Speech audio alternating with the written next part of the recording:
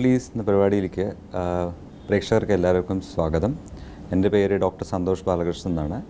കൊച്ചിയിലെ കിംസ് ഹോസ്പിറ്റലിലെ general gastro intestinal and minimal invasive എന്ന് പറഞ്ഞ കീ ഹോൾ സർജറി തജ്ഞനാണ് ഞാൻ.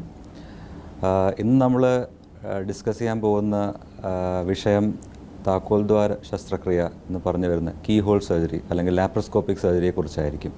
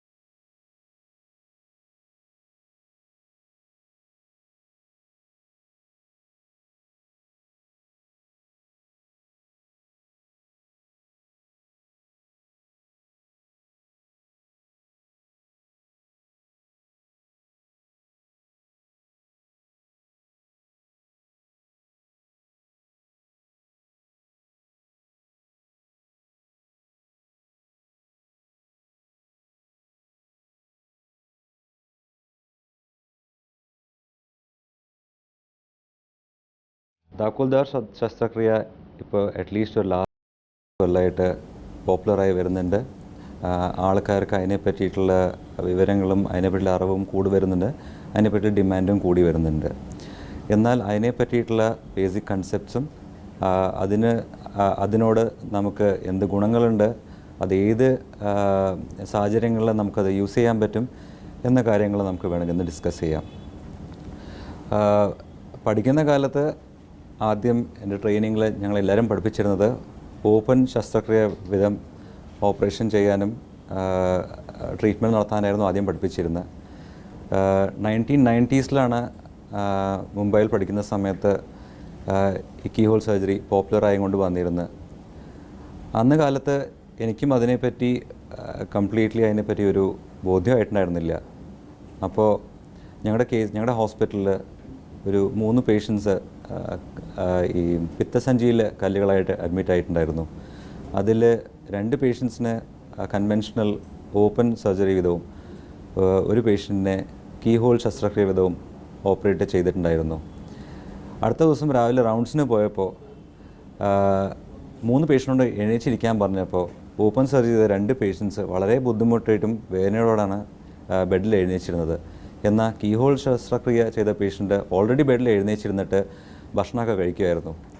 അത് കണ്ടപ്പോഴാണ് എനിക്ക് തോന്നിയത് ഈ ശസ്ത്രക്രിയയിൽ ഡെഫിനറ്റ്ലി പേഷ്യൻസിനൊരു അഡ്വാൻറ്റേജ് ഉണ്ടാവും, നമുക്കും അത് പഠിച്ച് അതിൽ എക്സ്പെർട്ടീസ് നേടണം എന്നൊരു ഇൻട്രസ്റ്റ് അപ്പോഴാണ് വന്നത്. കീ ഹോൾ സർജറിയുടെ ബേസിക് കൺസെപ്റ്റ് എന്താണെന്ന് വെച്ചാൽ, നമ്മൾ വയറ്റിൻ്റെ ഉള്ളിലോ അല്ലെങ്കിൽ ശരീരത്തിൻ്റെ ഉള്ളിലോ ഒരു ഓപ്പറേഷൻ ചെയ്യുമ്പോൾ ആ സ്ഥലത്തേക്ക് എത്താനുള്ള മുറിവ് അല്ലെങ്കിൽ ഡാമേജ്, ടിഷ്യൂ ഡാമേജ് കുറയ്ക്കുക എന്നാണ്. ഓപ്പൺ സർജറി ചെയ്യുമ്പോൾ പലപ്പോഴും ഓപ്പറേഷൻ ചെയ്യുന്ന ഭാഗത്തേക്ക് എത്താനാണ് നമ്മൾ വയറ്റിൽ ഒരു മുറിവ് വയ്ക്കുന്നതും ടിഷ്യൂസിനെ കട്ട് ചെയ്യുന്നെല്ലാം ചെയ്യുന്നത്. ഓപ്പറേഷൻ്റെ സൈറ്റിൽ എത്തിക്കഴിഞ്ഞ് ശരിക്കും പറഞ്ഞാൽ വളരെ ലിമിറ്റഡ് ടാസ്ക്സ് അല്ലെങ്കിൽ കാര്യങ്ങളെ ചെയ്യാൻ ഉണ്ടാവുള്ളൂ. അപ്പോൾ ഈ ഓപ്പറേഷൻ്റെ വേദന മിക്കവാറും വരുന്നത് നമ്മുടെ ഈ ഓപ്പറേഷൻ്റെ കട്ട് കാരണവും ആ ഓപ്പറേഷൻ സൈറ്റിലേക്ക് എത്തിപ്പെടാനുള്ള നമ്മുടെ ശ്രമത്തിൽ നിന്നാണ് യൂഷ്വലി പേഷ്യൻസിന് വേദനയും എല്ലാം വരായിരിക്കുക.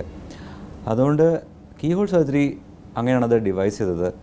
നമ്മളൊരു ചെറിയ ദ്വാരത്തിൽ കൂടെ ഒരു ഹൈ റെസൊല്യൂഷൻ ടെലസ്കോപ്പും ക്യാമറയും വയറ്റിനുള്ളിൽ കയറ്റിക്കഴിഞ്ഞാൽ ഓപ്പറേഷൻ ചെയ്യുന്ന ഭാഗം നമുക്ക് ആ ക്യാമറ വിധം നമുക്കൊരു ഹൈ റെസൊല്യൂഷൻ TV സ്ക്രീനിൽ കാണാം. ചെറിയ വേറെ 3-4 ഇൻസിഷൻസ് ത്രൂ നമുക്കൊരു താക്കോൽ ദ്വാരങ്ങളൊക്കെ ഇൻസ്ട്രുമെൻറ്റ്സ് ഇട്ടിട്ട് വയറ്റിൻ്റെ ഉള്ളിൽ ചെയ്യാനുള്ള കാര്യം അതേപോലെ പഴയ വിധത്തിൽ തന്നെ നമുക്ക് പേഷ്യൻറ്റിന് വേദനയും മുറിവും കുറഞ്ഞിട്ട് ചെയ്യാം എന്നൊരു കൺസെപ്റ്റ് കൊണ്ടാണ് കീ ഹോൾ സർജറി അല്ലെങ്കിൽ ലാപ്രോസ്കോപ്പിക് സർജറി പോപ്പുലറൈസ് ആയിപ്പോയത്. ഇന്നത്തെ കാലത്ത് പണ്ട് ഓപ്പൺ ഓപ്പറേഷൻ വിധം ചെയ്തിരുന്ന പല ഓപ്പറേഷൻസും സ്റ്റാൻഡേർഡായിട്ട് കീ ഹോൾ വിധമാണ് ചെയ്യുന്നത്. ഇതിൽ മുഖ്യമായി പറയാൻ എന്ന് വെച്ചാൽ പിത്തസഞ്ചിയുടെ കല്ലിൻ്റെ ഉള്ള ഓപ്പറേഷൻ, പിത്തസഞ്ചി റിമൂവ് ചെയ്യുക, പിന്നെ അപ്പൻഡിസൈറ്റിസിന് വേണ്ടപ്പെട്ട ഓപ്പറേഷൻ അപ്പൻഡിക്സ് റിമൂവ് ചെയ്യുക, പിന്നെ പ്ലീഹ വയറ്റിൽ ഒരു ഓർഗൻ്റെ അതിന് വല്ല പരിക്കേക്ക് അല്ലെങ്കിൽ അതിന് വല്ല അസുഖം ബാധിച്ച് നമ്മുടെ ബ്ലഡ് കൗണ്ട്സൊക്കെ ചേഞ്ച് ആവുകയാണെന്ന് വെച്ചാൽ അതിനുള്ള ശസ്ത്രക്രിയ. പിന്നെ ചെറുകുടലിലും വൻകുടലിലും വയറിലും അസുഖങ്ങൾ വരുമ്പോൾ അതിനുള്ള പല ശസ്ത്രക്രിയ. പിന്നെ ഹെർണിയ, വയറ്റിൽ വരുന്ന മസിൽ വീക്ക്നെസ് കാരണം വയറ്റിൻ്റെ ഉള്ളിലത്തെ കണ്ടൻസ് പുറത്തേക്ക് പ്രൊജക്റ്റ് ചെയ്ത് വരുന്ന ഒരു അസുഖമാണ് ഹെർണിയ. അതിനുള്ള ഓപ്പറേഷനും ഇന്ന് പലവിധവും നമ്മൾ കീ ഹോൾ സർജറി വിധം സക്സസ്ഫുള്ളി ചെയ്തു വരുന്നുണ്ട്. പേഷ്യൻസ് എപ്പോഴും ചോദിക്കുന്നത്, ഇപ്പോൾ കീ ഹോൾ സർജറിയും ഓപ്പൺ സർജറിയും കമ്പയർ ചെയ്യുമ്പോൾ സേഫ്റ്റിയെക്കുറിച്ചാണ് ചോദിക്കുന്നത്. അപ്പോൾ അതിന് എനിക്ക് ഇത്രേ പറയാനുള്ളൂ. നമ്മൾ കീ ഹോൾ സർജറി വിധം വയറ്റിൻ്റെ ഉള്ളിൽ ചെയ്യുന്ന ഓപ്പറേഷനും ഓപ്പൺ സർജറി വിധം വയറ്റിൻ്റെ ഉള്ളിൽ ചെയ്യുന്ന ഓപ്പറേഷനിലും കൺസെപ്ച്വലി അല്ലെങ്കിൽ ശരിക്കും നമ്മൾ ഉള്ളിൽ ചെയ്യുന്ന കാര്യങ്ങളിൽ വലിയ വ്യത്യാസമില്ല. നമ്മൾ അതിൽ കോംപ്രമൈസ് ഒട്ടും ചെയ്യുന്നില്ല. കീ ഹോൾ സർജറിയിൽ എസെൻഷ്യലി പേഷ്യൻസിൻ്റെ നോർമൽ ടിഷ്യൂസിനെ ഡാമേജ് ചെയ്യാണ്ട് നമ്മൾ വയറ്റിൻ്റെ ഉള്ളിൽ കിടക്കാൻ ശ്രമിക്കുകയാണെന്നല്ലാണ്ട് വേറെ വലിയ മാറ്റങ്ങളൊന്നുമില്ല. ടെക്നിക്കൽ കുറച്ച് മാറ്റങ്ങൾ ഉണ്ടായിന്ന് വരും, പക്ഷേ ബേസിക് പ്രിൻസിപ്പിൾസും കൺസെപ്റ്റ്സും സെയിം ആയതുകൊണ്ട് സേഫ്റ്റി നമ്മൾ കോംപ്രമൈസ് ചെയ്യുന്നില്ല. പിന്നെ ഓഫ് കോഴ്സ് ഒരു പേഷ്യൻറ്റിന് ഓപ്പറേറ്റ് ചെയ്യാനുള്ള കീ ഹോൾ സർജറി ചെയ്യാനുള്ള ടെക്നീക്സ് പഠിച്ചു വരുന്ന സർജൻസ് അതിനുള്ള അഡിക്വേറ്റ് ട്രെയിനിങ് അക്വയർ ചെയ്തിട്ടുണ്ടാവും. അത് പഠിക്കാനുള്ള സ്ഥലത്ത് പോയിട്ട് അതെല്ലാം പഠിച്ചു വന്നിട്ടുണ്ടാവും, അഡിക്വേറ്റ്ലി ക്വാളിഫൈഡ് ആയിരിക്കും. അതിന് വേണ്ടിയിട്ടുള്ള സേഫ്റ്റി കാര്യങ്ങളും എല്ലാം അവർക്ക് നല്ലവിധം അറിയുന്നുണ്ടാവും. അതൊക്കെ വേണ്ട പോലെ ചെയ്തിട്ട് തന്നെ ഈ ഓപ്പറേഷൻ ചെയ്യാറുള്ളൂ. അതുകൊണ്ട് സേഫ്റ്റി ഒരു കൺസേൺ അല്ല. പിന്നെ പലരും ചോദിക്കുന്നത് എഫക്റ്റീവ് ആണോ, പണ്ട് ഓപ്പൺ ചെയ്യുന്ന മാതിരി തന്നെ ഇപ്പോഴും നമുക്ക് സെയിം റിസൾട്ട്സ് കിട്ടുമോ എന്ന് ചോദിച്ചാൽ അതിനൊരു സംശയമില്ല. എഫിക്കസിയും അല്ലെങ്കിൽ എഫക്റ്റീവ്നെസ്സും സേഫ്റ്റിയും കോംപ്രമൈസ് ചെയ്തിട്ടുള്ള ഒരു കാര്യവും ഒരു ഡോക്ടറും ഇന്നത്തെ കാലത്ത് ചെയ്യാറില്ല. അതുകൊണ്ട് അതും ഒരാൾ പറഞ്ഞിട്ട് മാത്രമല്ല, ഇതിന് ഇൻ്റർനാഷണലി ജേർണൽസിലും പേപ്പേഴ്സിലായിട്ട് അഡിക്വേറ്റ് എവിഡൻസ് ഉള്ള കേസസിന് മാത്രമേ കീ ഹോളായിട്ട് സർജറി പ്രൊവൈഡ് ചെയ്യാറുള്ളൂ. അങ്ങനെ അത് ഒരു ഉദാഹരണമായി പറയുകയാണെന്ന് വെച്ചാൽ, പണ്ട് ഈ വൻകുടലിലൊക്കെ ക്യാൻസർ ബാധിച്ച പേഷ്യൻസിന് ഓപ്പൺ സർജറി മാത്രമേ ചെയ്യാറുള്ളൂ. കുറേ കാലം അവർ കീ ഹോളായിട്ട് ഓപ്പറേഷൻ ചെയ്താൽ ശരിയാവുമോ എന്നുള്ള ഒരു ഡൗട്ട് ഉണ്ടായിരുന്നു. എന്നാൽ ഇന്നത്തെ കാലത്ത് കുറേ കാലം ട്രയൽ സെൻറ്റേഴ്സിൽ റാൻഡമൈസ് കൺട്രോൾ ട്രയൽസ് ചെയ്ത് നോക്കിയിട്ട് ഇന്നിപ്പോൾ അത് ബോധ്യമായിരിക്കും എല്ലാവർക്കും.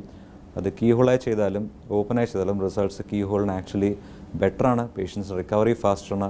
എന്നാൽ ക്യാൻസർ ചികിത്സ സംബന്ധിച്ച് നമ്മൾ ഒരു കോംപ്രമൈസും വരുത്തുന്നില്ല എന്നുള്ള കാര്യം ബോധ്യമായിട്ട് ഇന്നത്തെ കാലത്ത് ആ ഓപ്പറേഷൻ പേഷ്യൻസിന് പ്രൊവൈഡ് ചെയ്യുന്നുള്ളൂ.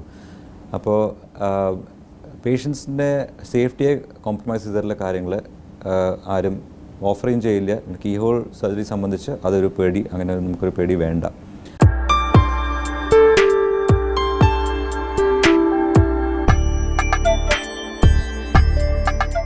അഡ്വാൻറ്റേജസ് എന്താണെന്ന് ചോദിച്ചു കഴിഞ്ഞാൽ, മെയിൻ അഡ്വാൻറ്റേജ് കീ ഹോൾ സർജറിയിൽ നമ്മൾ വയറ്റിൻ്റെ ഉള്ളിൽ കയറാനോ അല്ലെങ്കിൽ ഉള്ള ഓപ്പറേഷൻ ചെയ്യാനോ കയറുമ്പോൾ നമ്മുടെ നോർമൽ ടിഷ്യൂസിൻ്റെ ഡാമേജ് വളരെയധികം കുറയും. അതുകൊണ്ട് പേഷ്യൻസിൻ്റെ recovery, return to normal work, ഇതെല്ലാം ഓപ്പൺ സർജറിക്കാട്ടിലും കുറെ കൂടെ ഫാസ്റ്ററാണ്. പേഷ്യൻസിന് വേദന കുറവാണ്.